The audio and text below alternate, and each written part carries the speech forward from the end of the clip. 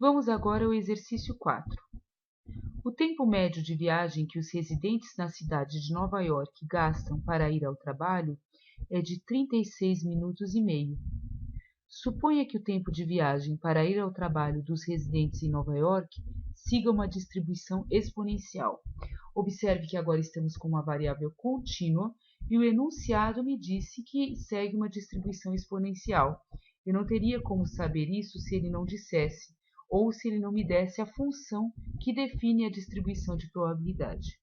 Então agora vamos ver como que fica isso. Eu quero a probabilidade de um nova-iorquino típico gastar menos de 20 minutos para ir ao trabalho. Eu já escrevi a tradução do enunciado para a linguagem de probabilidade, que era a probabilidade do x ser menor do que 20. Então agora eu vou colocar a distribuição exponencial, tá certo? O nosso x aqui é 20 e agora tem a grande diferença. Estamos trabalhando com uma variável contínua. Então, se eu calculasse a probabilidade do x ser igual a 20, esta probabilidade daria zero.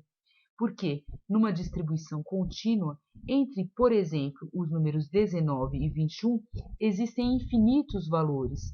O que é um valor apenas no infinito? Ele vai ser insignificante. Portanto, quando você estiver trabalhando com distribuições contínuas de probabilidade, o x ser menor que 20 vai ser bem diferente do x ser menor do que 29. E o x ser menor do que 20 vai ser igual a x ser menor ou igual a 20. Nós vamos, então, sempre agora utilizar o cumulativo. E observe que ele não me pede aqui a média, ele me pede o lambda. E o que é o lambda? É o inverso da média. Então, eu vou colocar 1 sobre 36,5 e vou colocar aqui o valor verdade cumulativo verdadeiro, ok? E nós temos, então, esta probabilidade. Sempre que você estiver trabalhando com variáveis contínuas, se ele pedir a probabilidade de um único ponto, vai dar zero. Se ele pedir a probabilidade de ser menor do que um valor ou menor ou igual a um valor, é exatamente a mesma coisa, ok? Então, aqui nós temos a probabilidade, que é essa daqui. Agora eu quero a probabilidade do nova-iorquino típico gastar mais de 40 minutos.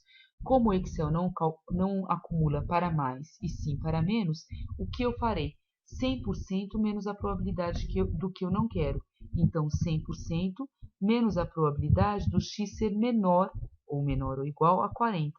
Então, nós vamos aqui colocar a distribuição exponencial de novo, tá certo?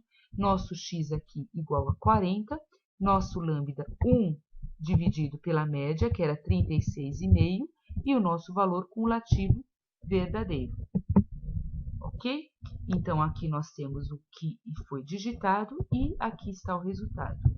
E, por fim, eu quero a probabilidade do nova-iorquino gastar entre 20 e 40. O que eu vou fazer?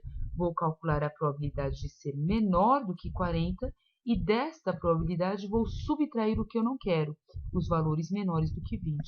Então, eu vou colocar aqui a distribuição exponencial, colocando o 40, o meu lambda continua sendo o mesmo, aqui 1 sobre 36,5, tá certo?